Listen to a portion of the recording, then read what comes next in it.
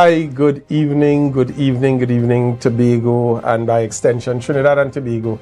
My name is Marlon David, and let me welcome you this evening to this week's episode of the Minority Report.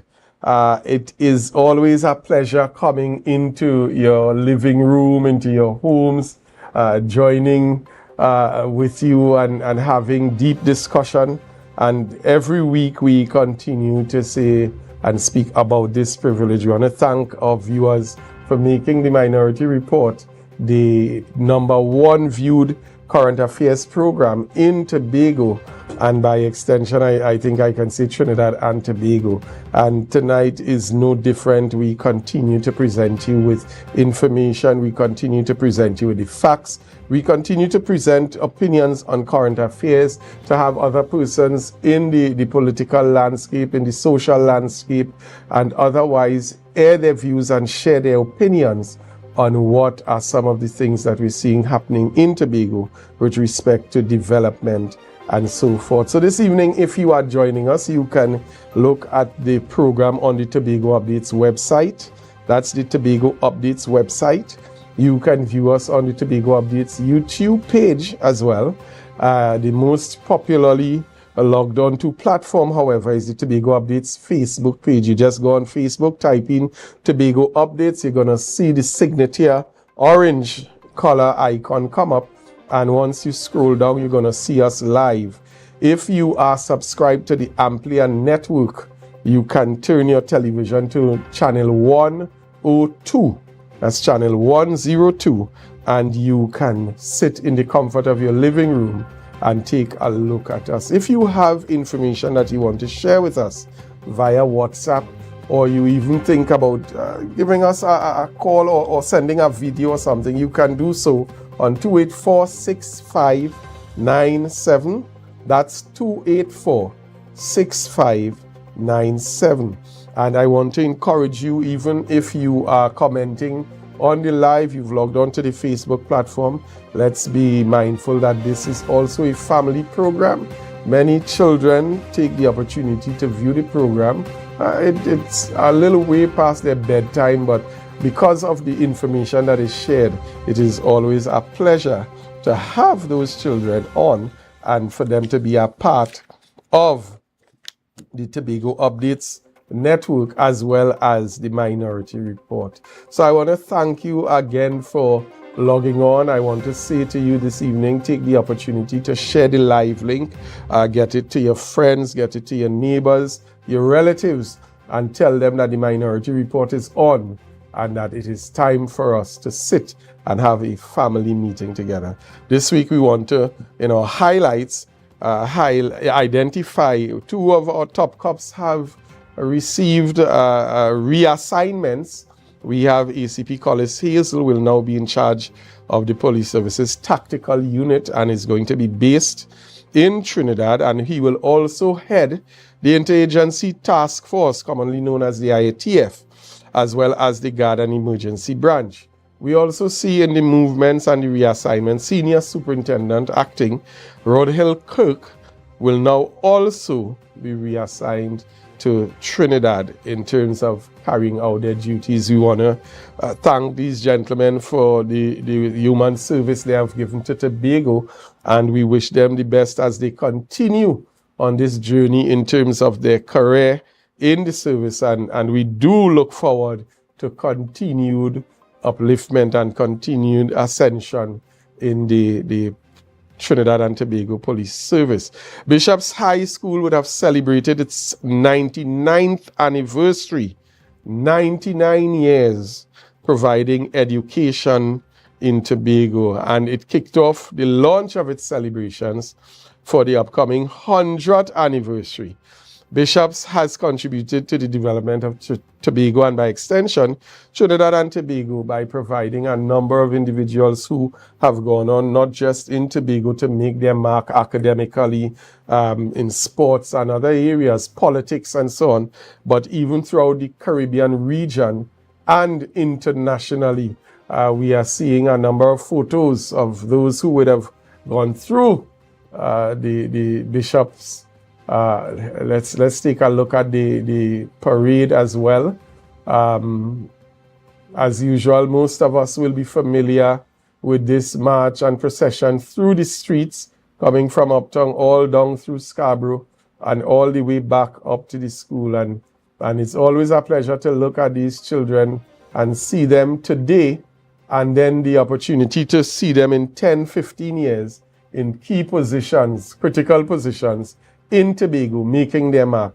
And I think probably one of the most famous of these children, past children, who now feature even right here on the Minority Report, is the current Minority Leader, Assemblyman Kelvon Morris, also a Bishopian, and indeed making his mark in Tobago, in Trinidad, and even on an international scale. So congratulations to Bishop's High School for celebrating the 99th anniversary, and we look forward to the planning for number 100. We want to congratulate also Rachel Castells on winning the Lauren Rivet Queen competition. The last time a Tobagonian won this particular title was 27 years ago. So it definitely shows that, you know, Miss Castells has done her homework, and she has competed against the best and has definitely come out on top. Again, congratulations, all the hard work that would have gone into the preparation, and we definitely see that hard work now paying off. This evening, we want to move right into what would be our trivia question for this week. And I'll ask the director to pull our question up on the screen so all our viewers can have the opportunity to take a look at it. And our trivia question this week is, do you think that the upcoming third staging of the Tobago Carnival has received sufficient marketing? Again, do you think that the upcoming third staging of the Tobago Carnival has received sufficient marketing? And so I'm asking viewers, as you log on and you see the question as it is, to log into the platform. You can vote by typing your comments on the live. We are going to be reminding you during the program of the question, and we are going to be looking forward to your comments on this, which I'm going to read out at the end of the program so that persons have an idea of some of the things that would have been said.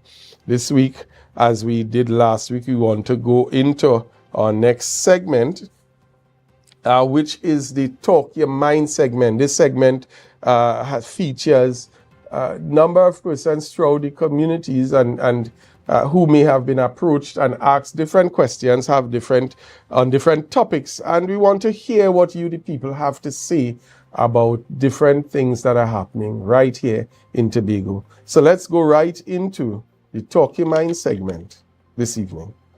I tell you one thing that I hear from the public is that it have a man down by the Esplanade who giving people real trouble. Like people are accustomed doing business there, and right now they're not getting through. So I know if I don't want to tap into that, right? There are some youth men who are accustomed selling down there. They give all of them notice to move. I think that's bad for business because it affect me. But them same people just come here and buy water. You understand? So they say there's a fella Makana in charge, and like he just telling everybody no. People who are accustomed functioning there during the carnival season, they right now they can't. They're just telling them no. Which is our income. You know? One man just leave here. I saw you didn't get to talk to him. Just gone on the boat. He said 2 years he's selling there. The carnival, and right now they tell him no. Yeah, because some pay 500 for the spot. No. So it's bad because it affecting the poor man. Small man can't do nothing. Because you can't just go anywhere and pitch a tent. You know? So it's not good.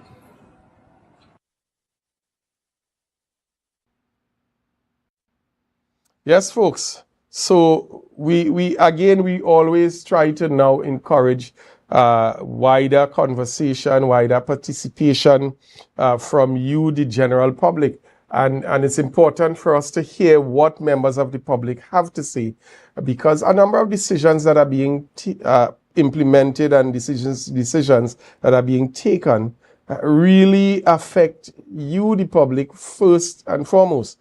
And so it's important for you to be able to speak out and to share your views on a number of issues that are happening in Tobago. We want to move right into our community report segment, where again out into the communities and discussing with members and residents of various communities what are some of the challenges that they are posed with and some of the things that are affecting them on a whole as individuals and a community. So let's go right into that segment.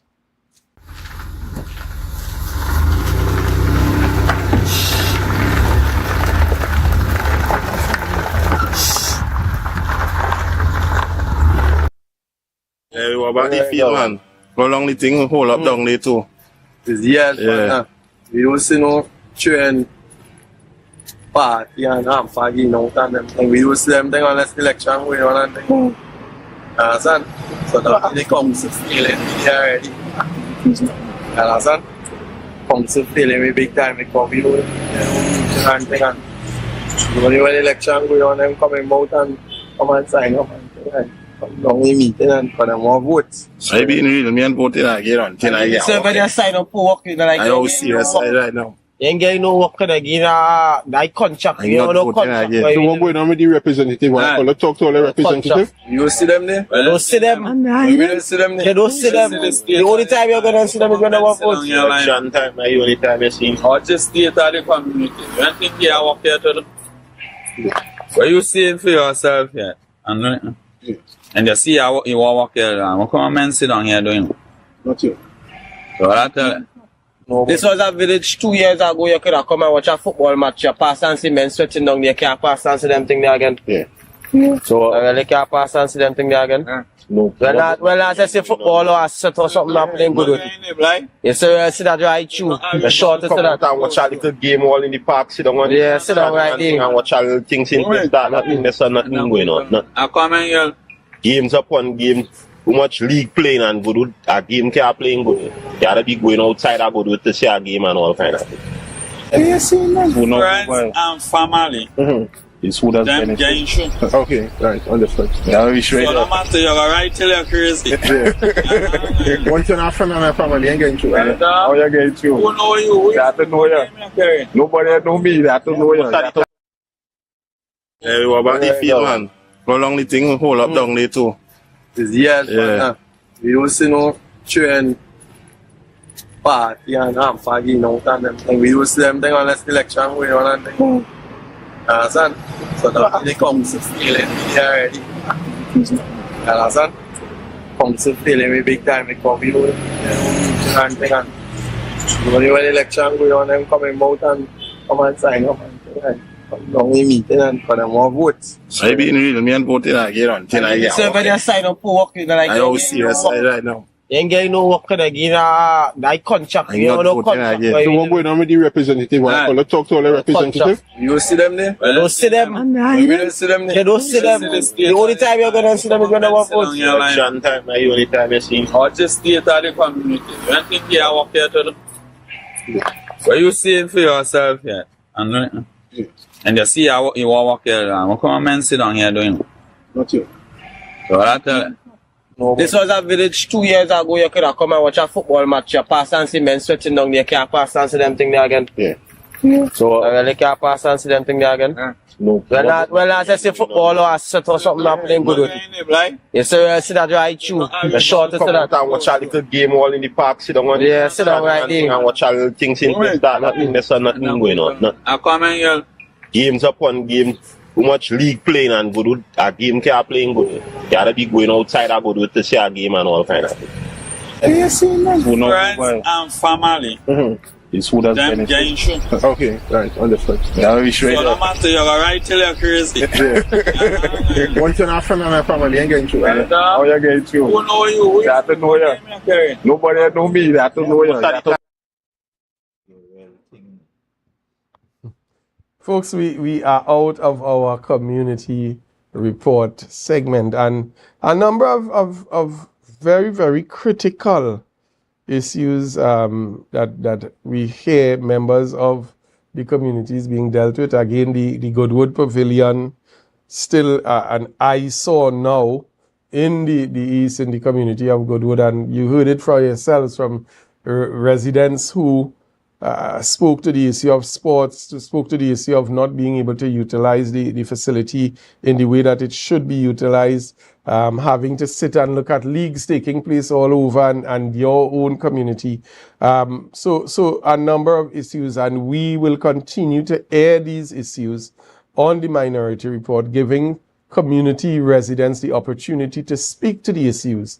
And so it is not just that the minority leader comes here, the minority councillor comes in and speaks to it, but you, the members of the communities, you, the residents, also speaking to these issues. And what we encourage is for persons to begin to speak up and let your voices be heard. At this time, we're going to cut a short break. We're going to pay some bills. As we know with this program now, everyone wants to advertise on the Minority Report. So we're going to pay a few bills, and when we get back, we're going to head right into our Youth Matters segment.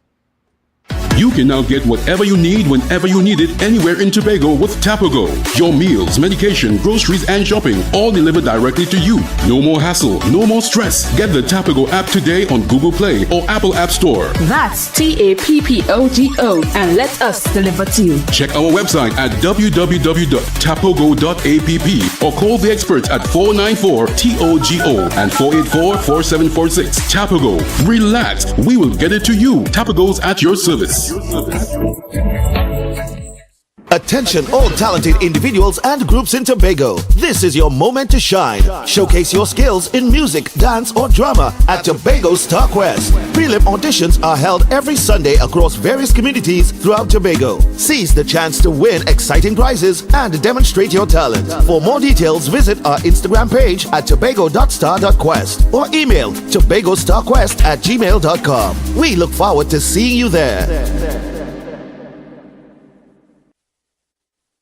Coconut's Cafe, the buffet restaurant that specializes in all your tasty local dishes for breakfast and for lunch. Breakfast includes coconut bake and sada roti served with chokers, buljoil and sausages in tomato sauce. Not forgetting beef and cheese pies, shepherd's pie, macaroni pie and rice in various styles. Meat served in a variety of flavors, garden salads and pasta salads.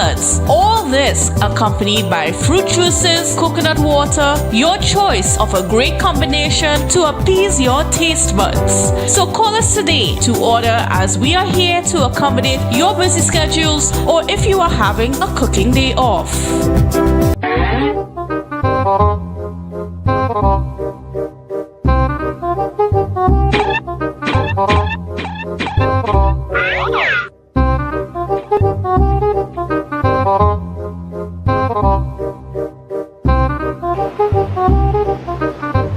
Stop.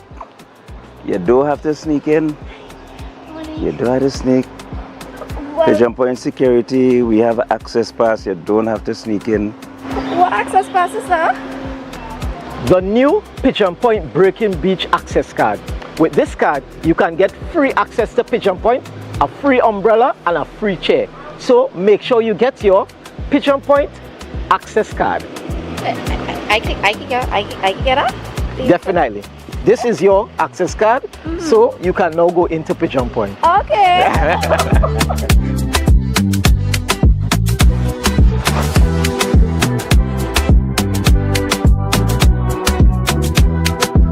Guys, we outside in Pigeon Point, sun and sun, and we enjoying it with we access cards. All social media links to Youth Voice and Pigeon Point would be tagged, and stay tuned for it.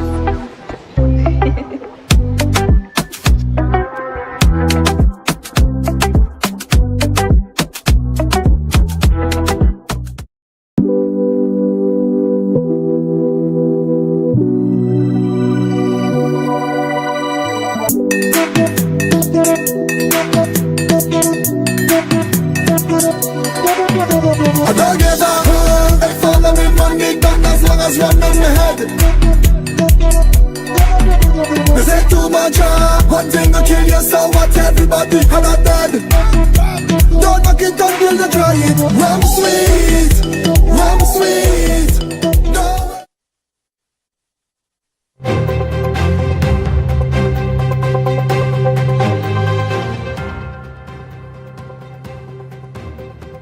And folks, we are back on the Minority Report. Again, a number of segments and topical issues, but this point we want to take a little focus on youth. Many times, you have things happening in and around Tobago that some persons are not aware of. And this week we want to bring to the forefront a discussion that would have arisen out of a conversation, even with a courtesy call from the British High Commission paid to the minority leader. And so we want to go right to that segment now where Youth Matters, where we introduce the Chevening Scholarship Program. Mr. Director, let's run that clip. So UK Chevening Scholarship has been ongoing for 41 years now. So this is the 41st year. It's a fully funded one-year master's degree in any university in the UK. And what that entails is a fully funded scholarship, which includes accommodation, travel, stipend. And the best thing about it is it affords an opportunity to study for a master's degree of your choice in a subject of your choice. So it could be climate change, it could be sports, it could be perhaps international law, and we've had a huge number of Chevening scholars over the last 41 Wonderful years. thing about the Chevening Scholarship is that it's fully funded. As you know, education is a huge investment. Many students around the world, they graduate and they inherit a large amount of debt. With the Chevening Scholarship, your accommodation is covered, tuition fees are covered, you get a living set stipend every month. So the scholars allow the opportunity to focus on their studies while soak up UK culture. Right. So it's really a fantastic opportunity to study in the UK. So folks, we heard it there. That team was right here on Tobago Updates, and they would have done an extensive interview where the conversations as well about the scholarship program took place. Let me take the opportunity at this time to bring into the conversation my first guest in studio, who is not a guest to the program, but the program is centered around this gentleman and his function. Let me introduce the minority leader, Assemblyman Kelvin Morris. Good night. How are you, sir? Good evening, everyone. Good evening, Marlon, and to all our viewers, a special good evening and welcome to you. Welcome to this rebranded set of the Minority Report. So just as we came out of that particular segment, I know you would have had a courtesy call from the members of the British High Commission, in which the Chevening Scholarship Program as well was part of the discussion. What were some of the topics covered in that meeting? Oh yes, that was a very productive meeting with Ms. Patel from the United Kingdom High Commission. Of course, the Chevening Scholarship was one of the major talking points there, and the opportunities for young Tobagonians. I was pleased that they are now looking at working out a situation where Tobago will have its own unique opportunity within that scholarship arrangement, and therefore the other opportunities to come. You know, my passion is really young people, the youth. So we are able to talk about other opportunities where we can partner to ensure that we are maximizing and reaching our young people wherever they are. So we looked at opportunities in tourism, opportunities in agriculture, and we look at the emerging opportunities in the technology sector. So therefore, you know, we as a minority continue to foster relationship that we can leverage to the benefit of all of Tobago.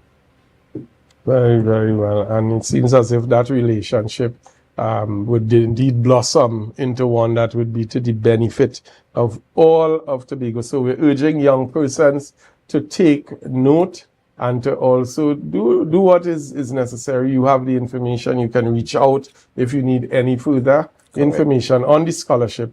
But take the opportunity to apply for this scholarship.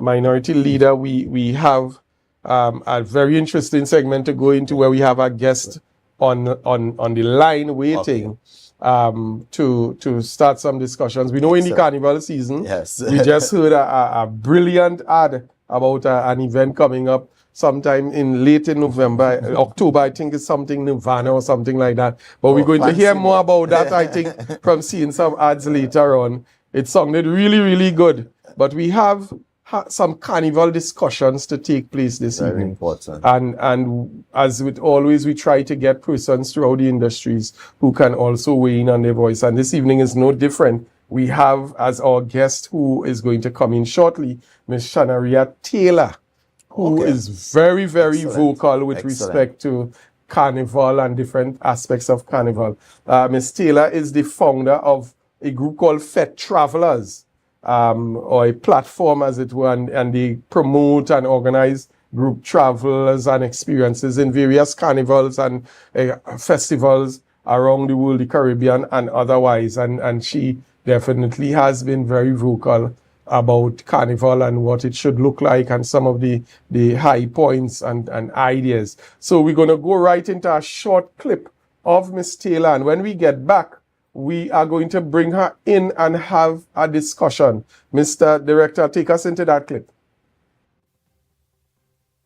More ideas that can make our carnival even more special and get us the audience that we deserve. Thing one, we need a carnival season. Carnival as a pride factor needs to be an island experience. Everything needs to scream excited because the first people that need to engage in carnival is the local population. Open the bar, push out beach line, increase content, start promotion heavy now. Entice the locals, which would influence Trinidad, which would influence the region, which could influence outside. Even if all that brings is more supporters than patrons, supporters are easily converted.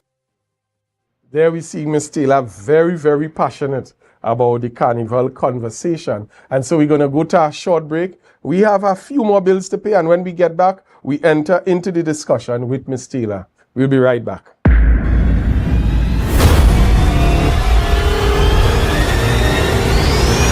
I'ma play some tune like this. Don't worry, my wife will fuck it up.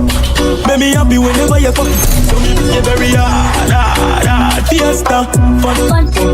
This one is for the people and them who don't care what nobody else have to say about them. Them none of cash, what you have, what you know about. It's too early for that. Too early, good on. They do but then enough 9-9. Girl, go the club, girl right. Nice. Who's the one friend can drink all the alcohol no matter what? Put a bottle and spoon and a cup in my hand and I'm winding up on me man. Dream.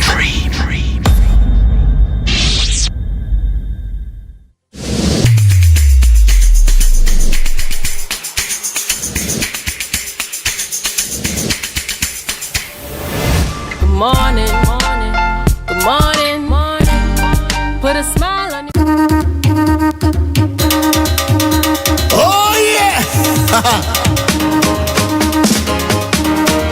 I said I can't wait for Tobago in October. Embark on an adventure to the greatest little island on the planet. Tobago invites you to ritual, revelry, and release. Whining in the Bago sun, having Bago fun, and Bago drinking rum. We go jump up and carry on. From October 25th to the 27th, 2024, experience the energetic vibe, the vibrant colors, and the unforgettable spirit of the Tobago Carnival. Down here in Tobago. Whether you're tripping down the road or marveling at the beauty and creativity of our artisans, Tobago Carnival is an adventure. I said I wait and I wait and I wait and I wait for Carnival to come. So I call all my friends, making my plans for the Tobago Carnival fun. Join us for ritual, revelry, and release. Tobago Carnival 2024, where every moment is memorable. I said I can't wait for Tobago in October.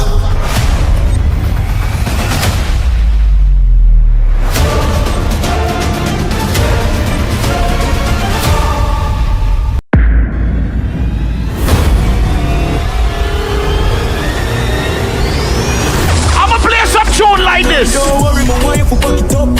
Make me happy whenever you fuck it. So me be very hard, fiesta. This one is for the people and them who don't care what nobody else have to say about them. Them none of cash, broke where you have, where you know about. It's too early for that. You want the good on. They do, but then enough 9-9. Girl, go to club, girl, right. Nice. Who's the one friend can drink all the alcohol no matter what? Put a bottle and spoon and a cup in my hand and a winding up on me man. Dream. Tobago Glass Supplies has been a leading name for over 37 years in the glass and aluminum market in Tobago. We provide an extensive range of high-quality, innovative aluminum and glass products for commercial and residential use. Competitive prices with superior and professional services by committed employees who are guided by rigid quality standards. Tobago Glass Supplies specializes in the manufacture and installation of glass and aluminum products that are essential to today's homeowners and the business environment. We are engaged in marketing, sales, and installation of a variety of products. These ranges from windows and doors to necessities such as mirrors for homes and vehicles, designed and manufactured in-house or imported.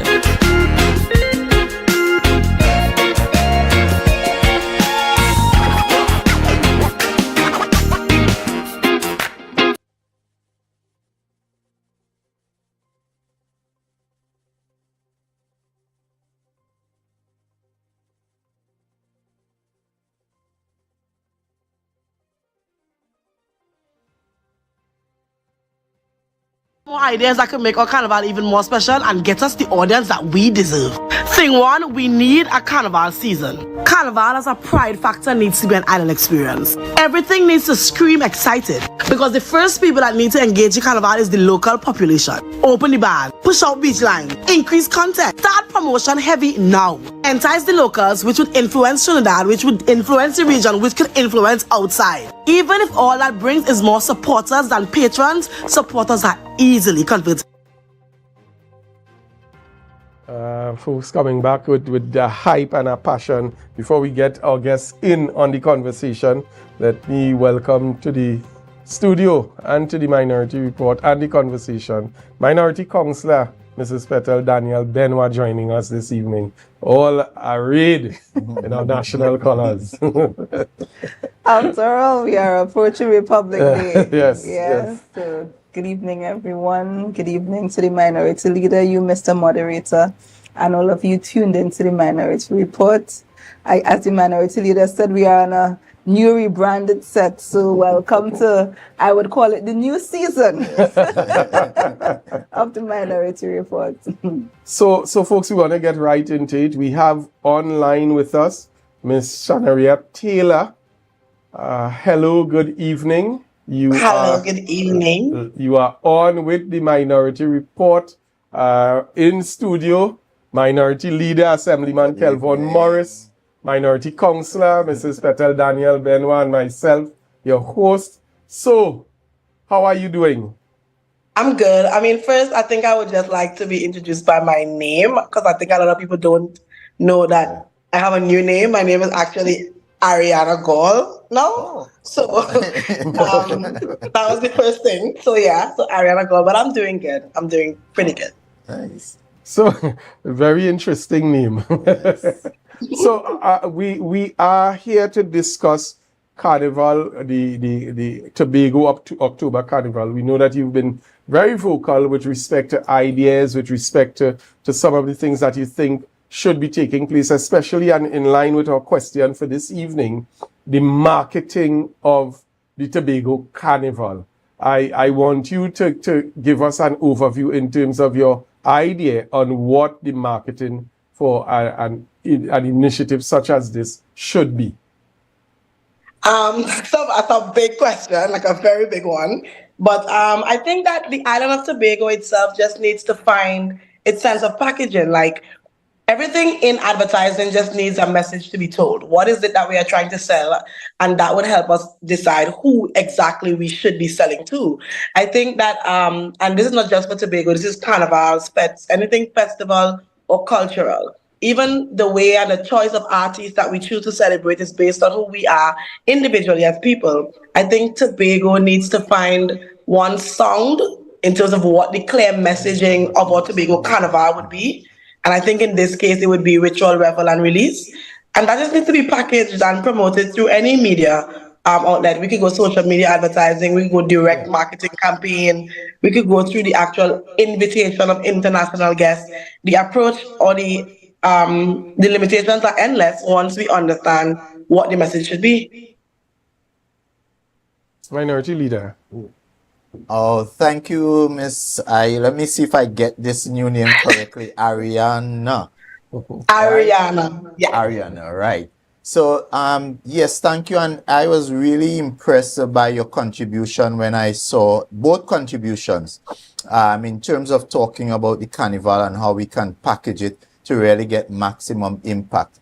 I know you you are someone who experienced carnival the world over.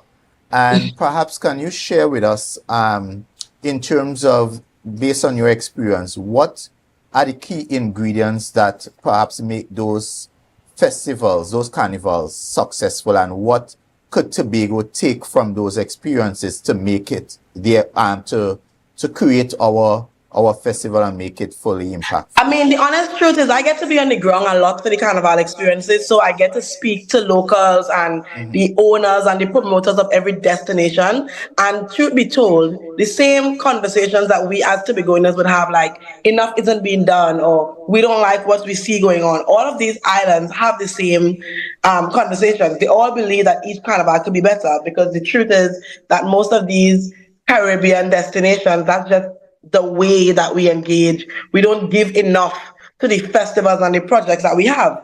But what happens is the people in every island, the actual promoters, the masqueraders, the patrons, the locals of the island, they work together in a kind of unity to create the carnival product that we enjoy. The reason that we like Grenada is for the job, and the job comes from the music being produced. Where are the investments in our local artists in Tobago? Where is the understanding that as much as Tobago is the sister isle, it still is a shared country?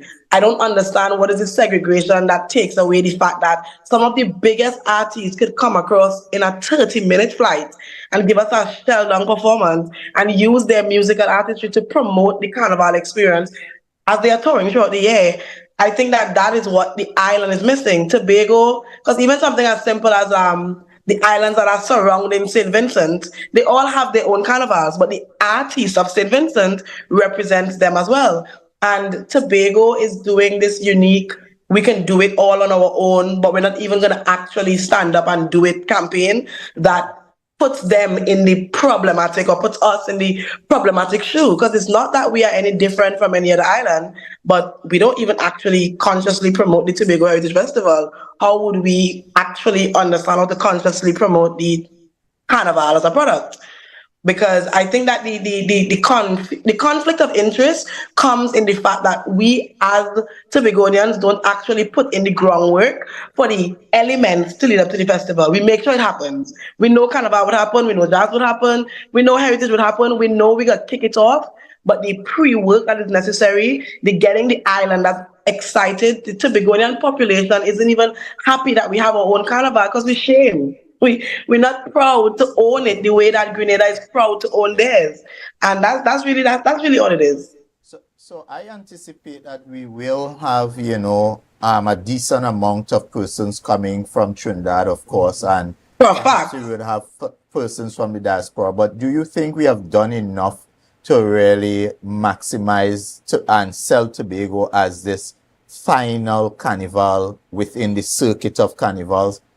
To really get people from across all the islands coming over? Do you think? No, and I think that what happened, because Tobago is actually technically not the last, like Cabo, there's like 3 carnivals after, because Mexico, it still exists, and we still have St. Kitts and all of those things that would end off the year. But what Tobago has, or had the opportunity of having that a lot of other carnivals didn't, is the product was created in the 21st century. We could have made it whatever we want.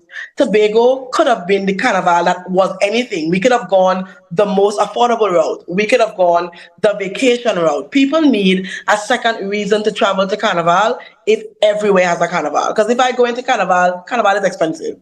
Carnival is a lot of money. And we don't actually have the money to spend on things we aren't interested in. So people are going to come to Tobago anyways because it is affordable. People are also going to come to Tobago because people who have tried it before, you won't have a bad time. Like the energy that comes from the road experience is going to give you a good time because it's soca music, it's alcohol, it's freedom.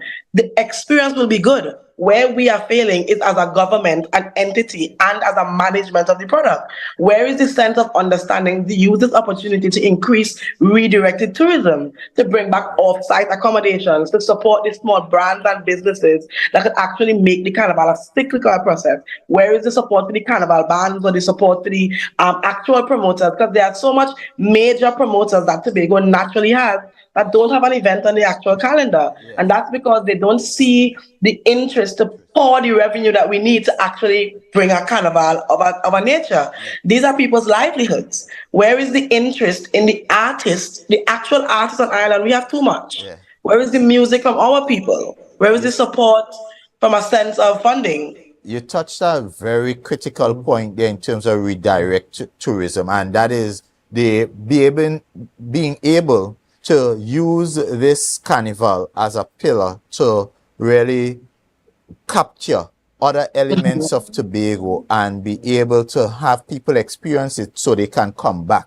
So we're talking about the Castara and the other elements outside of the main Scarborough and so. How do you see, and yours, two things I want you to clear up for me, because you talk about, as well as you expand on that point, you also spoke about it could have been. And I would want to also address, is it too late? Do you think there's still an opportunity for us to build this out? Oh, absolutely. Because I actually have people that are interested in coming to the island. The problem is that they don't even have flights. So that's literally where it starts. There are so much different hotel properties that still have accommodation. Now, what would end up happening is, I don't know if you're familiar with the Island Crashers event that happens in Tobago. Right. What Tobago will have is that they don't have to convince Trinidadians to come to Tobago. We would always capture them. But Trinidadians are coming to Tobago because they know their way around. They're setting up their car. They might rent a car. But we won't get the support from Trinidad in the investment that we need, that Carnival is supposed to bring back. Audience that we actually... We're losing you international side of Trinidad and Tobago. And whilst it may be not too late, it may be harder to secure their interests, but it is not too late to waiver to some of them. It can cost an American as much as about $1,000 US to get a costume, accommodation, and get to Tobago, get a rent a car. Like that full package could cost them like $1,000 to $1,500. That's a costume anywhere else. And if we literally get on a campaign right now and encourage people to come to the island by supporting them with access from Trinidad to Tobago, like a transfer from Trinidad to Tobago, if we could source that and work with the bands and provide, because the band I'm working with is Zane Carnival. And what we are trying to do right now is focus on getting masqueraders to experience the Island Carnival. So we have a campaign where they can actually just jump into the band by paying $100 US for their band fee. Because what we are trying to do is get people on island enough that our events are bigger, that our marketing reach is larger, because everybody's going to post on social media that they were here. That is what actually happens to build the Carnival experience is larger. Grenada was always great. We just know about it now because enough people went there to show us that. So, no, I'm sorry, I got a call. I don't know if I'm still here. Am I still here? You're hearing it. Okay, hold on 1 sec. I lost my speaker. Are you still hearing me? Yes, we are hearing you. I'm sorry, I lost you. Can you hear me? Yeah, we are hearing you. The last point we heard was when you were making the point about Grenada. Yeah. Sorry, can you hear me now? Yes. Apologies. Yes. With regards to Grenada, Grenada was always a good experience to Grenadians.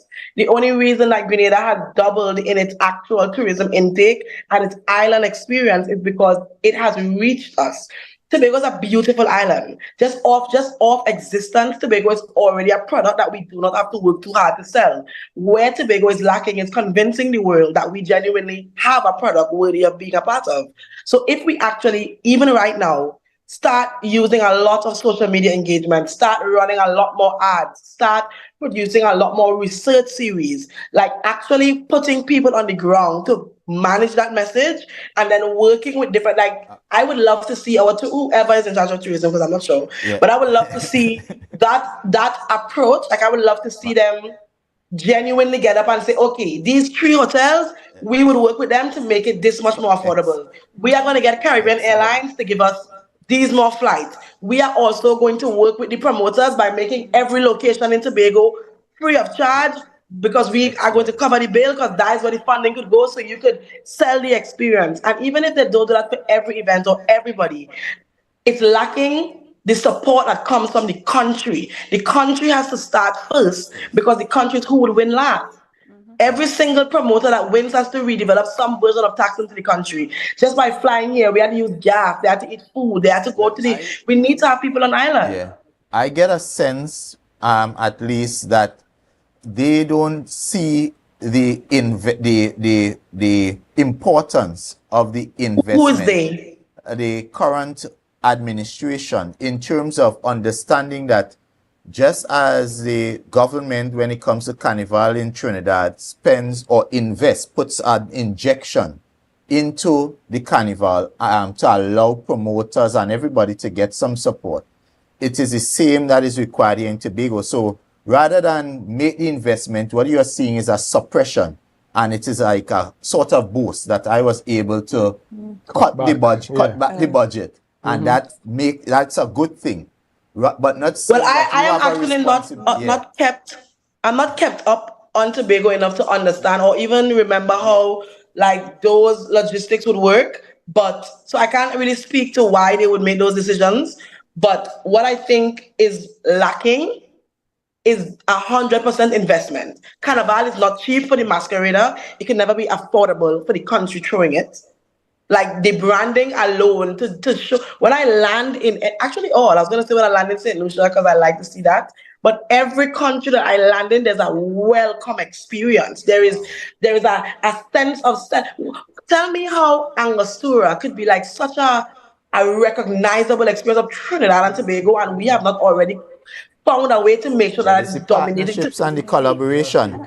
How come? Who is missing from the conversation channel that I in America and know that makes sense, and nobody, there's not one person that said this idea can't.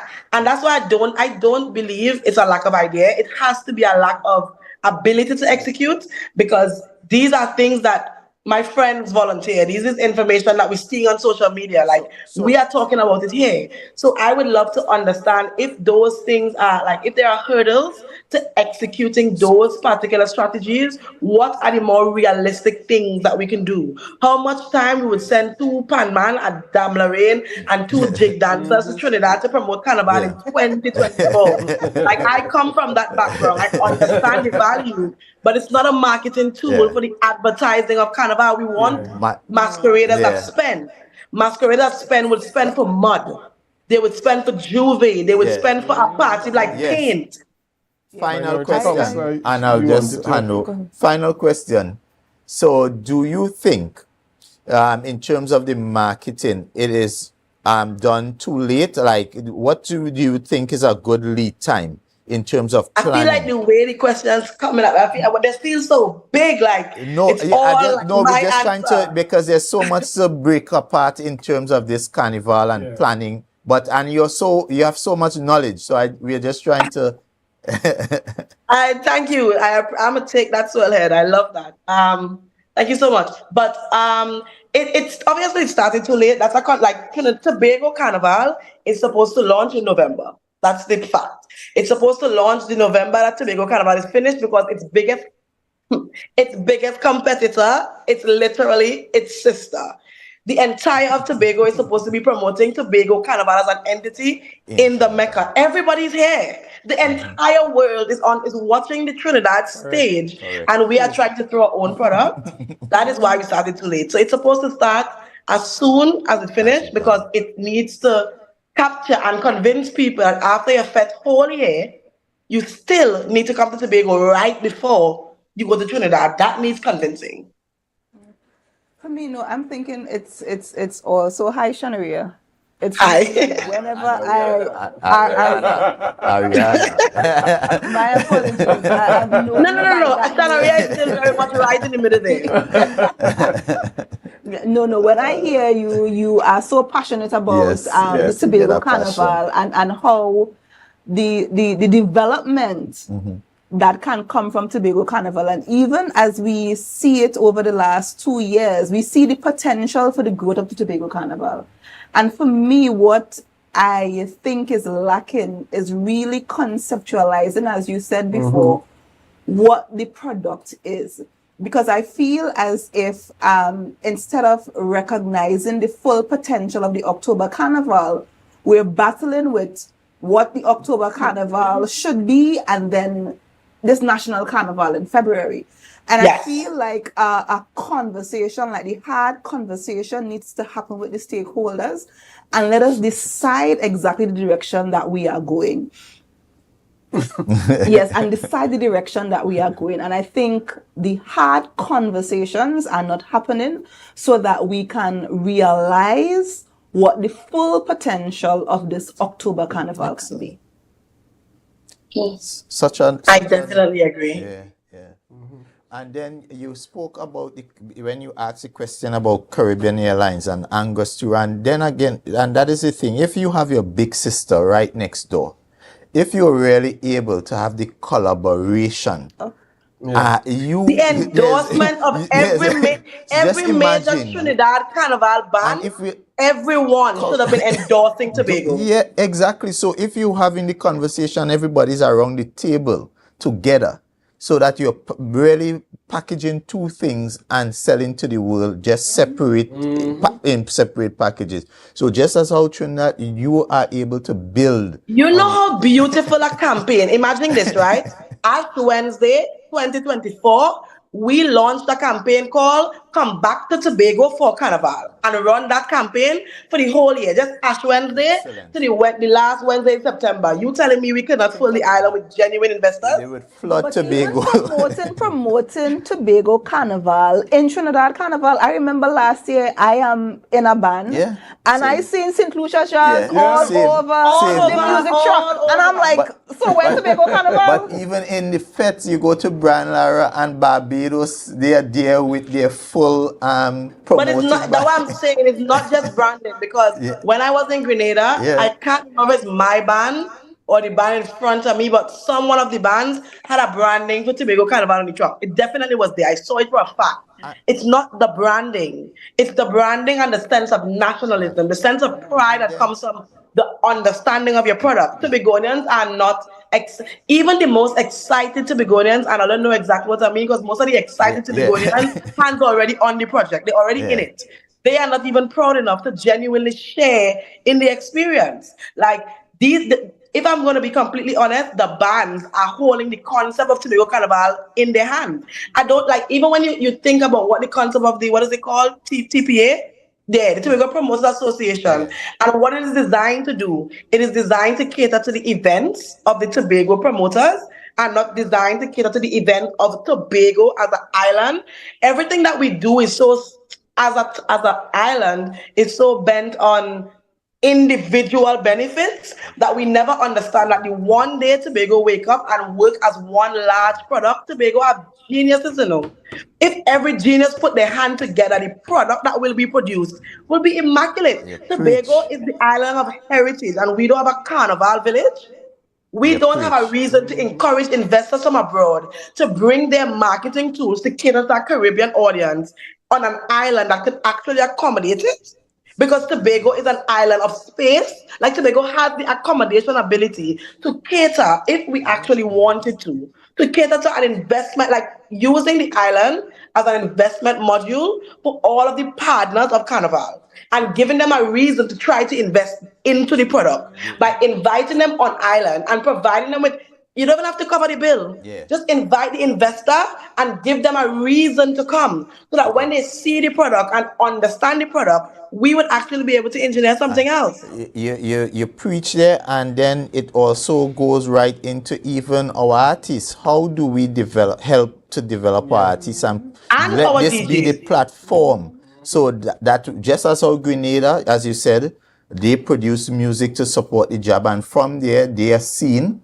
And they know they export their Grenada music. has built an ecosystem, no? Grenada has St. Lucia has done it with the Zouk and the product. Thank you. So how do we now help our artists towards that, creating the identity, the type of, and then also helping them now to spring. The artists, I'm going to tell you the truth, the artists are tired. They are tired. Because they're doing it on their own. They have been good for a while. They have been making music.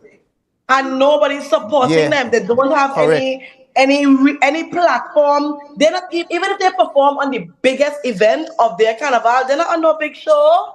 The best event of your carnival is not a big show. And you're telling me that the one big show the island choose to have is a Marshall concert on the night of Mass? To encourage people who don't have any money to just choose between carnival and the king of soca. That is how unserious Tobago is as an island. Because that was never, that the TPA is supposed to exist to ensure that things like that do not happen. Like, it don't make sense for us. Marshall's gonna be Monday. Marshall should be the day after. So people don't have to choose between going home early from the carnival costume to go and dress up for the king of soca. Because I'm going to the king of, I want to see it. I want to just tag back a bit on something that you would have mentioned, and I think it's very critical for us here now. The role that social media plays as a marketing tool for the carnival. Is it that we are not yet effectively utilizing social media platforms and or social media influencers? And is this something that other destinations have been capitalizing on that we are a bit behind on? To be fair, the reason that bands and promoters could invest like that into like the industry, like influencers and social media tools, is because the carnival gives them enough benefit that they can do that. In Tobago, it's crazy to ask a promoter to genuinely have the money to fly in anybody. They can't even afford me. Like, it's not going to be fair, the numbers that they would have to crunch to be able to bring in influencers. What I think Tobago is failing at is realizing that on island, they are not even just on island and right next door, there are so many content creators that could have done that for them way more affordably. Tobago didn't have to put the large international bill because they could have paid TT with the different local influencers right here. Even on the island of Tobago, there are many people, I follow them on social media, that you could use to actually further the campaign. And it didn't even have to be from the route of just carnival. It could have actually been from the route of the experience through the band's eyes. Like, if brands like DXL and what's the paint brand, Chris? I doesn't remember his name. Dynasty, Dynasty and DXL and any brand of those natures. If you had Stealth, the parties that they already threw, the content that they have already created, and all you would have done now is throughout the year, because they had fets, is find 2-3 children influencers and put them there as Tobago Carnival marketers. The event is already happening. You're not paying to throw the event. Yes. You're paying for ambassadors to go into those events so that they can show that Tobago actually have the same steam as Trinidad. People don't actually know what they're coming to Tobago to participate in, because who are we going to see it from? And if they went the route, because Fog Angels did a master amount of marketing on their own. Imagine if Tobago said, let me support them. Imagine if Tobago made it mandatory that all of our bands need to channel the same route so no band feels small, so no band will drop out, because the energy of the first band will transcend all the way to the end, because Tobago does carnival differently. Every island knows what they need to do to adjust their carnival to become something for themselves. St. Lucia has us walking along the airport, like they decide what the product is supposed to be for themselves. Tobago could have decided Carnival was just one day and it's a big festival of just mud. We could have done what we want. We didn't need the big backpacks. Tobago did not need it. We needed to launch ourselves in a way that the island could have built patriotism. The entities could have built a sense of actual experience so they know what they are packaging. And the Carnival needed to be built because we already, this is South Jamaica, So the carnival needed to be built slowly and steadily. We jump out ourselves, call it carnival immediately, and then tried to create the product. I have one question, just based on a comment I'm seeing here from one of our viewers. And I can't see no comments, sorry. This viewer is just concerned about the national carnival, and for some people, they still believe that as much as Tobago is having this standalone carnival, that perhaps they are the traditionalists. They would like to see, some involvement. Tobago is still involved at the national level. What do you see an opportunity for that national involvement being preserved? I think it's so smart. I think that if Tobago would give now, if Tobago gave Trinidad the opportunity to access the carnival on year one, what we would have had is Trinidad's major appeal support, their ability for like commodification and nationalism and all of that jazz would have channeled into the Tobago Carnival experience, and then Tobago Carnival would have sent our sense of traditionalism, our normalities, and even like our traditional mass children carnival. Trinidad and Tobago should have been having this conversation together. In the national carnival, those little the Panorama Festival and the Tobago the Junior Calypso Monarchs, the Masquerade, those are things that can happen on island in Tobago, so it could show that Tobago is still a part of the Trinidad Carnival and not separated. So that what we are actually doing is providing the experience for Tobago's road. The only thing we are taking away is Carnival Tuesday road, because what we are doing is bringing that to this last Sunday in October, because we are giving Tobago its own sense of funding. It needs to go from the perspective of fundraising or investment building, and that would have actually helped us. It's too late now because we've already had 3 years of people understand that it's kind of separate. So the best way that we may be able to fix this is if somehow either the bands or the national or at the government level share a conversation where they start pairing or piecing or providing opportunity for different elements from Trinidad to filter into the October experience and vice versa. Yeah. Mm-hmm.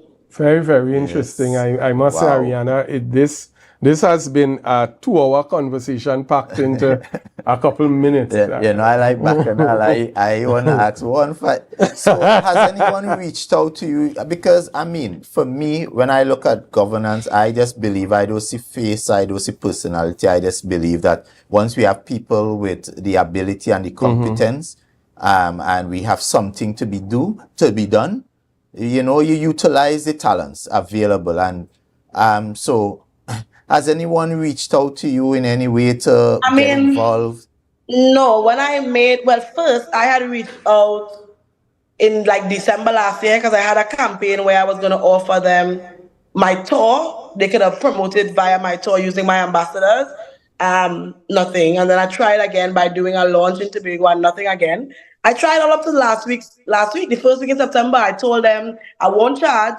Just get me a flight to Tobago and I would come and run a marketing campaign where I would try to get some of my international people to come in, and it's at no cost, $0. Wow. Just no more responses, they just stop reply. I'm not sure. So I that's why I started actually producing the videos, because I actually don't even need to be a part of the experience. I genuinely it might sound fake, I just want a good product. I just want to know that Tobago is producing something good, because in my spirit and my heart, everything about me, who I feel like I am, the best parts of my being I got from being Tobagonian. So I just genuinely want something that speaks to value. And I'm not against where we at. I genuinely think that in 3 years, we have done something. We have just not done the thing. So if they ask me tomorrow to help in some way and keep my name off it, I'll do it. If they tell me to put my name on it, I'll do it. I'm really if I don't do it and somebody else do it, I'm great with it as well. I just would like to see us actually producing something of value. So let me make a plug now, because here it is, live on the Minority Report. We have Miss Ariana making herself available to assist the planners of the Tobago Carnival in really, taking the festival to another level. And this is a Tobagonian born and bred, available, ready, willing, able. You're giving me so much credit. Perhaps you should do the reverse. Maybe if you invite them to take a trip to New York, they might faster hook you up. Oh my God! Wow. But that was an aside. But seriously, on a serious note, those people, I think it's festivals managing it. Mm-hmm.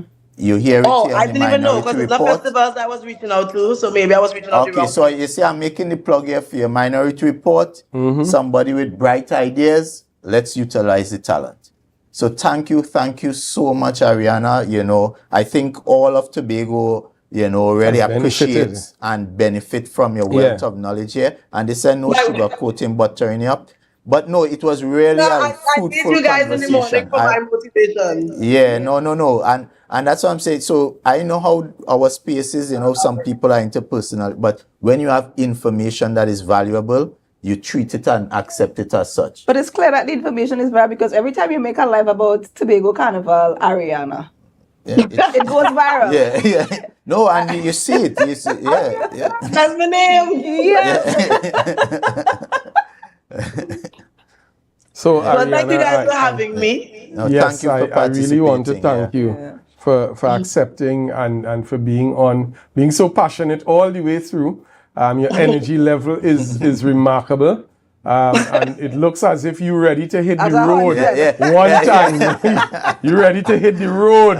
Just throw on your headpiece and you're good to go. But really, we really appreciate can I just get a last second for one plug? Sure. Plug. So I will be coming to Tobago and I would definitely be on the road with Zane Carnival. So anybody that wants to play math and has not yet signed up, your opportunities are $700 TT, and I come in your own Carnival costume experience because we just want you guys to experience the road. $900 TT, and you can actually get a roadway or a mail package from us. $1,500 for costumes without backpacks and $2,000 for costume with backpacks. So I hope you guys get up and get on the road. It's going to be amazing. I'm so excited. Before you go, let me make a plug as well. So there's a foundation called Blossom Can Foundation, right? And those folks are throwing this fundraising event called Nirvana. So I would encourage you to link up with those folks and see how you and the Zane packaging and how you all can have the conversation to ensure that you know, the experience that Nirvana experienced at Magdalena the day before Carnival. Featuring Kes the Band. Featuring Kes the Band live. Yeah. And I love that you did not put him on the same day as Carnival. That was very well.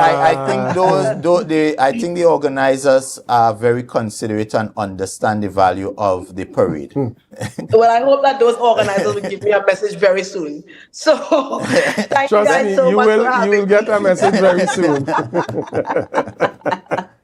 So thanks a lot, Ariana, for being a part of the conversation. We definitely welcomed your ideas, your energy, your passion, and we do look forward to collaborating with you, having more conversations as we go along to better the product and to also widen the scope of what Tobago Carnival essentially should be. So thanks a lot. Have a wonderful evening. Thank you. Have a great night. Bye. Bye. Thank you. Bye, Ariana. Folks, we are heading into our final segment, but before we do so, we're going to take a short break, pay some bills, and when we get back, we begin to deal with some THA matters. Serious business. We'll be right back. Oh, yeah! I said I can't wait for Tobago in October. Embark on an adventure to the greatest little island on the planet. Tobago invites you to ritual, revelry, and release. Whining in the Bago sun, having Bago fun, and Bago drinking rum. We go jump up and carry on. From October 25th to the 27th, 2024, experience the energetic vibe, the vibrant colors, and the unforgettable spirit of the Tobago Carnival. Down here in Tobago, in Tobago. Whether you're tripping down the road or marveling at the beauty and creativity of our artisans, Tobago Carnival is an adventure. I said I wait and I wait and I wait and I wait for Carnival to come. So I call all my friends, making my plans for the Tobago Carnival. Join us for ritual, revelry, and release. Tobago Carnival 2024, where every moment is memorable. I said I can't wait for Tobago in October.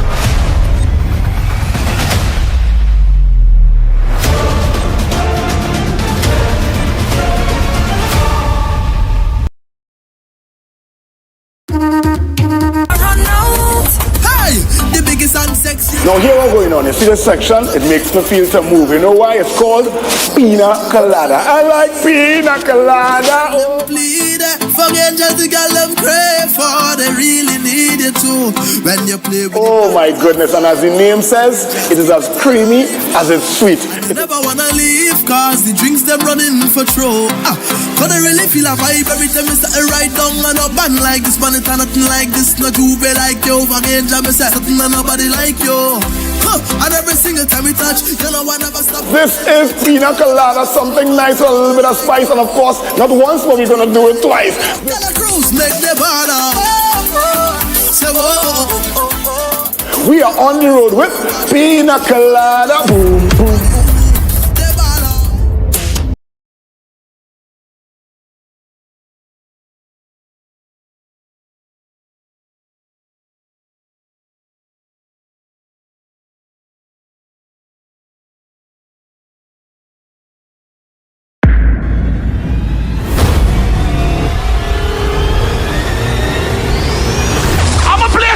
Like this. Don't worry, my wife will fuck it up. Make me happy whenever you fuck it. So me play very hard, fiesta, fun. This one is for the people and them who don't care what nobody else have to say about them. Them none of cash, what you have, what you know about. It's too early for that. Too early, good on. They do but enough 9-9. Girl, put the clamp, can't ride. Nice. Who's the one friend can drink all the alcohol no matter what? Put a bottle and spoon and a cup in my hand and I'm winding up on me man. Dream.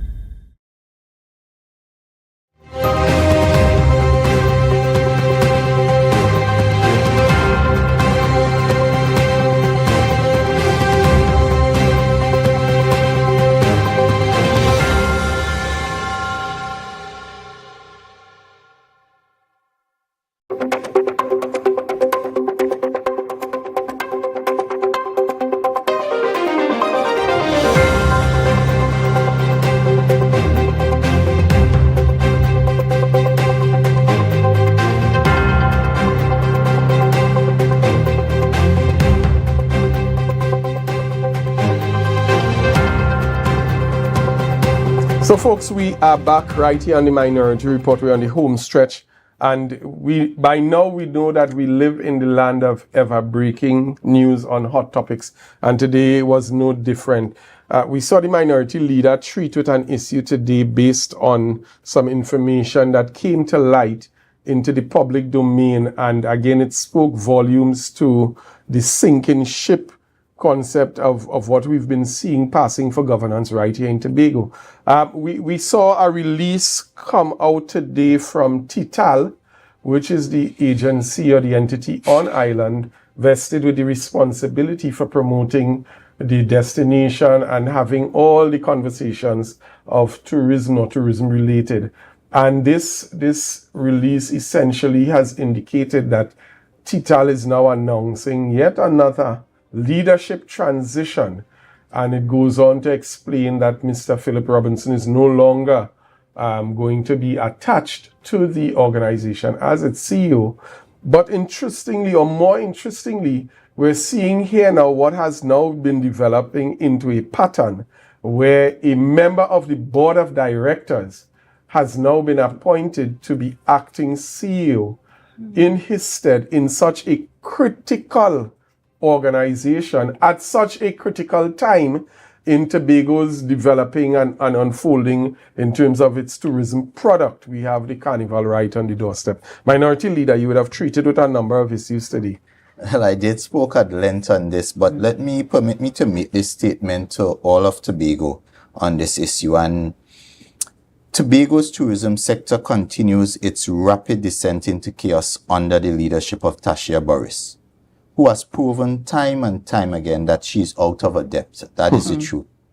This latest development is sudden and unexplained departure, and that is important. Sudden and unexplained departure of another acting CEO at the Tobago Tourism Agency Limited only adds to the growing list of failures, confusion, and instability. Instability because within 2.5 years, we are now having our third CEO, two of which, fourth CEO, because we had Louis. Right. Yes. Then we had the acting CEO, who was also the chairman. And now we had the HR, who was acting as well. So it seems as and then we have a new acting. Yeah. So I don't know, it's a movie or some kind of thing we are in. There's a lot of showboating taking place, lots of acting, and that stability at an institution that was once a shining example of THA run enterprise. That was the model for THA enterprise in terms of its professionalism, its structure and productivity. And now what we have, what is left there now is only is instability. It has been replaced with instability, confusion, and lack of leadership. 2 years after this unceremonious exit of Mr. Louis Lewis, the agency remains without a substantive CEO. Imagine this. Tourism, which is, to me, the lifeblood of Tobago and the most important driver of our tourism product, is without a CEO now going on 2.5 years. Notwithstanding, in the Assembly Legislature, we were promised that in the month of May 2023, there would be a CEO appointed, and a whole year later, a year and a half later, we are in this quagmire where again, a director from the board is now acting as CEO. And this industry has been left to flounder under a leadership that clearly has no vision or plan for its revival and how it's going to revive Tobago's tourism. While Tobago's tourism free falls, Tasha continues to sit idly by, displaying no clue as to how to rescue this vital industry. The people of Tobago deserves answers. What is the real reason behind this leadership turmoil at TTAL? Tasha Burris owes it to the people of Tobago to come clean, step up, and explain the true story behind the ongoing collapse of this once gold standard institution. It is a sad day for the Tobago Tourism Agency and all of Tobago. It is very sad, and that's why we can't see the growth as we would like to see in the tourism sector, because when you have the instability, when you have CEOs, almost, 4 CEOs in 2.5 years? 2.5 years. You can't really focus on what you need to do. Additionally, what's the plan? What's the plan for the growth and development of the tourism sector on the island? We have not heard the secretary. Initially, when the question was asked, the secretary indicated that the division is drawing some strategic plan. We have not seen that materialize. What is the direction and what is the plan or the roadmap for growth and development of tourism on the island? That has not been articulated. You recall very early in the secretary's tenure, out of a hat, magically she declared 100,000 visitors. And of course, as you rightfully... And she did say international arrivals. She did say international arrivals. And of course, you did question in the House, what is there a strategic plan as to get you there? And we were promised that, well, I need staff. We have seen 3 advisors, one of which is a physiotherapist, as far as I understand, be appointed. And this is supposed to be, as I said, the tourism sector is to Tobago what the oil and gas sector is to the country.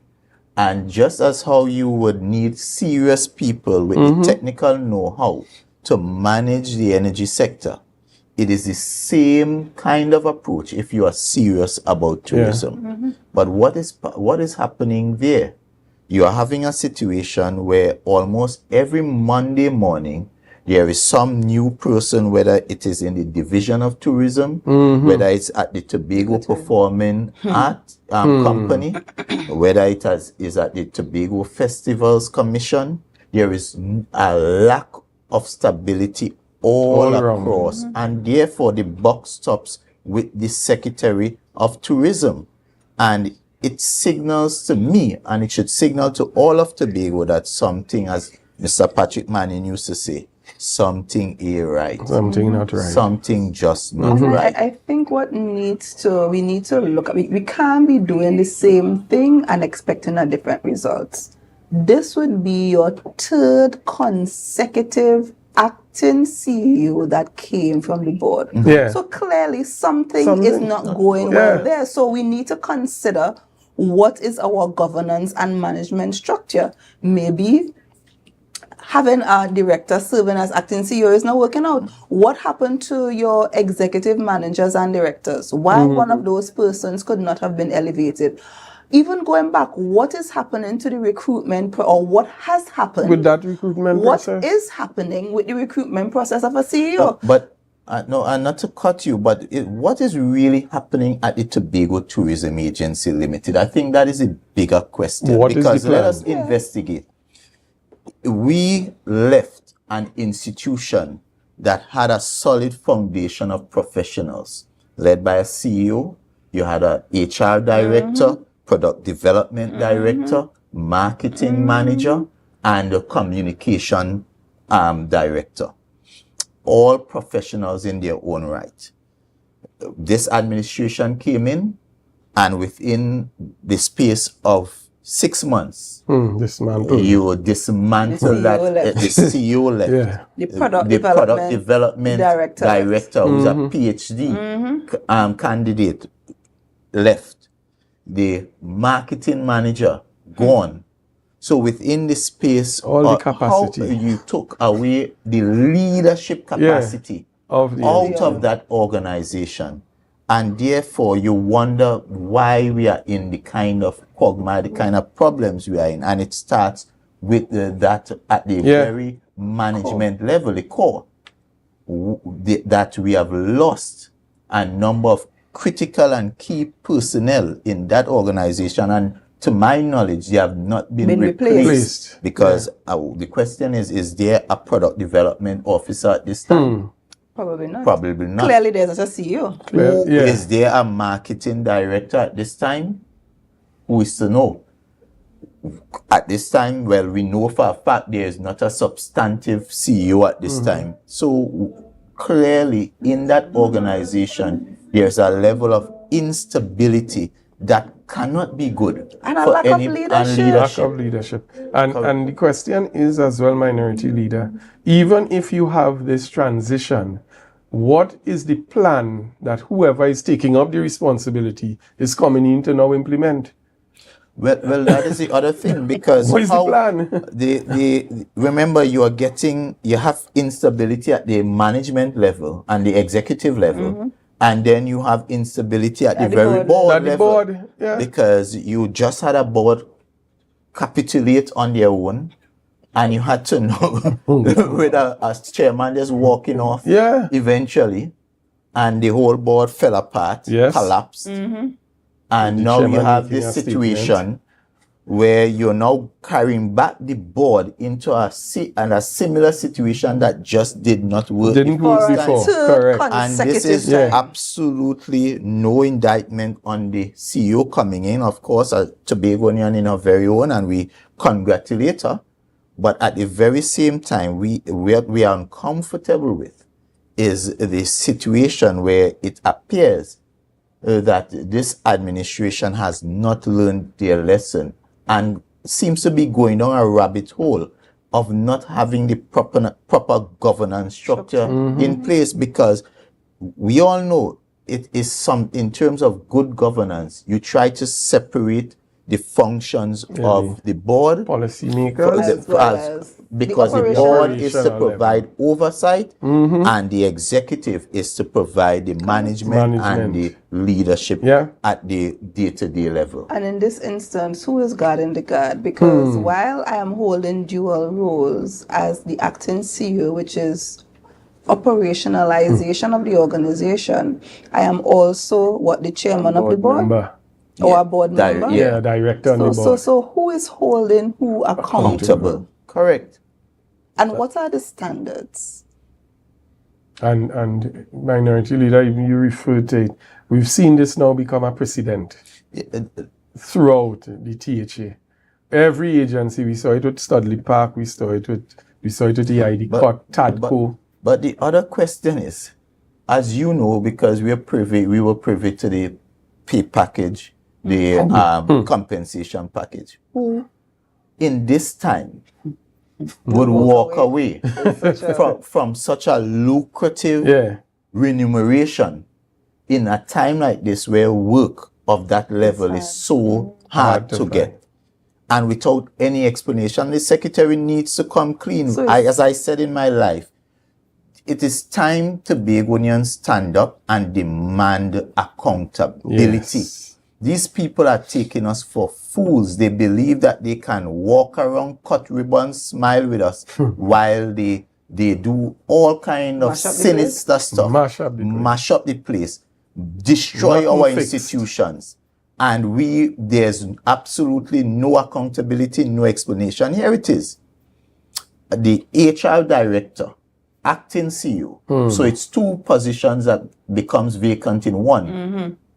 Leaves an organization immediately, so abruptly, and we are left with no kind of justification whether he's sick or even if you don't want to go into details. But nobody does not just get up in the morning and just decide to walk away with immediate effect. Not even. That tells me that's a red flag. That tells me something is wrong. And we as Tobagonians need to find out what went wrong and why this person was so in haste to just drop everything. Run away. We need answers. And we cannot leave this to stand like that without the secretary facing us and give us the answers. We must demand answers. They like to come in front of us when they're flashing and cutting ribbons. But when the tough questions and the tough decisions and the tough discussions are there, they are nowhere to be found. One of them, when they were caught and found, when they had challenges, he hid for over 21 days. So we need answers. And we need answers, and it's something that they don't provide, because particularly this Secretary of Tourism, we would have asked a question in the House again, the circumstances under which the former chairman and acting CEO would have retired. So to another institution under the Division of Tourism, I think it was TPAC. Yeah. So most of the divisions with most of the entities or organizations under the Division of Tourism seem to be without leadership. But and the other question is, because if you revert to the purported resignation letter that was circulated in the public domain, coming from the the former executive chairman of the board. She made some scathing criticisms and allegations against the current secretary. And the question perhaps we have to ask, is it that this situation where the acting CEO left in haste so abruptly, could this be another situation where there's a fallout? And could this fallout be one which also again involves the secretary? And if this is the case, then what do I say? Two man. Secretary can't stay. So is it that no one could work with the secretary? That you lost CEO in TPAC, CEO in festivals. CEOs acting in Tital. And up to now, you can't get a substantive. And what is so special about this failing secretary that has her there continuing to carry our tourism into the abyss? We have not seen anything impressive in terms of tourism numbers. As I shared on my live, tourism continues to be way behind where it was in 2019 when compared to all the other islands that they have rebounded, and they are now surpassing their 2019 figures. All of them are above 2019. Tobago remains one of the only destinations in the Caribbean that is still underperforming post-COVID. And therefore, you have reduction in international airlift coming into the ANR. We moved from about 7 international flights to 3 international flights. That is failure, and one of those international flights is seasonal, that only comes in the winter, that is Condor. And you almost lost that Condor as well. You have failed to attract new property investment into the space. You have not built one new hotel of significance since your 3 years. The Chief Secretary promised us, you remember that in the budget speech, he said as early as July, we will be getting a new airline. July has come and gone. This Chief Secretary continues to promise and promise and promise. And he does just, is the way he does just move on with such ease. From total failure and just go forward. How do you promise things and just to the you public don't even come back and explain, well, we weren't able to. You feel everybody memory short and we forget. And I tell you, they're taking us because we're quiet and we're not saying anything. They believe we are fools. Trust me, I'm telling you, because this same secretary called us unwashed and illiterate. That is what they believe. They believe that you are unwashed, and unwashed meaning you are foolish, because we're not challenging them and we're not asking the hard questions. And some of you, when Kelvon and Petal and the others ask the hard questions, you are taking chain up and coming and cuss. Taking bush tea for other people medicine. Right? But ultimately, this is our business. This is Tobago business. This isn't about who you like as a politician. This is about our future and the future of our children. And when you see the tourism sector being destroyed in this way, what has me worried is that it's gonna fall so far behind that it will be very difficult for us to recover and catch up. And Minority Leader, more than that, what is happening to us as based on the policy of this administration affects our lives, affects our existence, affects how we live, affects our standard of living. It is affecting our economy because there's no multiplier effect from the policy decisions that are being made. Trickling down. And you're being kind, you call it policy. I don't think they understand what policy is. They don't understand what that is. Just acting on emotion. They believe whatever they feel might get some social media likes and popularity, and there's no clear plan. They have absolutely no plan, and they don't know how to prioritize. And this is causing, as you said, there's an effect, a ripple effect, trickle down effect, because you have, when you don't have the construction coming into the tourism sector, new hotels, that means the construction sector will slow down, as we are seeing. There's a decline in construction. When you have limited tourism business, it means people don't have need for agricultural products. They're not buying as much from the farmers, and the farmers going to feel it, and you're seeing agricultural production down. When you have no tourists coming in, our restaurateurs, our creative sector, our taxi drivers. Everything is affected. Look at what is happening with the festivals. You have jazz, basically, I would say, shut down. Crash. You have Great Fete Weekend. Crash. You have Tobago Carnival crashing. And it's so there is heritage scale right down. Yeah. So they are killing us slowly. They are killing Tobagonians slowly. Leader, I know we have to wrap up, but people are feeling it. I had a recent experience with an individual in the creative arts, and he was saying that the work that he would have gotten during a 12-month period has significantly slowed down because, one, the people, the THA is not paying persons for either the competitions, their participation, the service providers. And as a result, he's unable to be paid. Yeah. And even the work that he should have gotten during the seasons of carnival and jazz and heritage, the work is not coming in as it should. So people generally are feeling the pain and feeling the burden on what is happening in Tobago. Yeah, that is reverberating all across Tobago. People are feeling the pain. People are disappointed. People, there's a sense, and you're seeing it, they feel like if there's this kind of heaviness all across hopelessness as well, all across the island. Yeah. And it's like, we need a bush bath. To be quite honest, and because things just not going right. It's just not going right.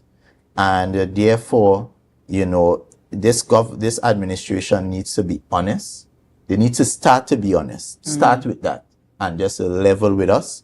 We are right-thinking persons. We are very understanding as well.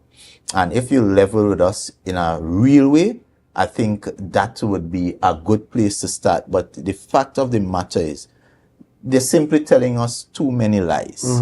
There's too many lies. Just look at the tourism numbers.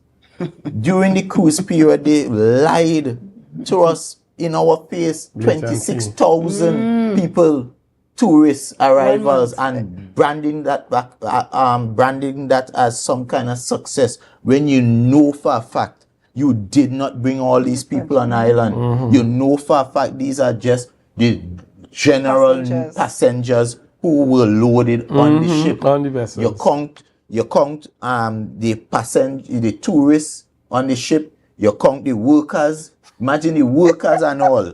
You count. Wicked. No. I know we have so I know we had a wrap, but no, but they need to stop telling lies. Yeah. Speak truth. Right? And Minority Leader, as you alluded to, we saw the Chief Secretary get enough strength to fire one failing councillor. So let's see if he'll have enough strength to fire another failing councillor. Folks, we are definitely out of time. We've been out of time. The director has been on my back. For us going over, but again, the interesting conversations. We thank you for staying with us and for being a part of the conversation. We do look forward to our next installment of the Minority Report, which will not be next week Tuesday, because next week Tuesday is Republic Day. So I want to give them, the Minority Leader and they, the opportunity to wish you Happy Republic as well before we close.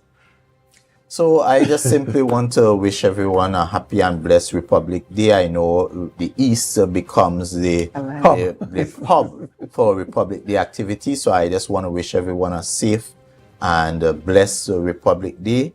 And may God continue to bless this nation that is Trinidad and Tobago.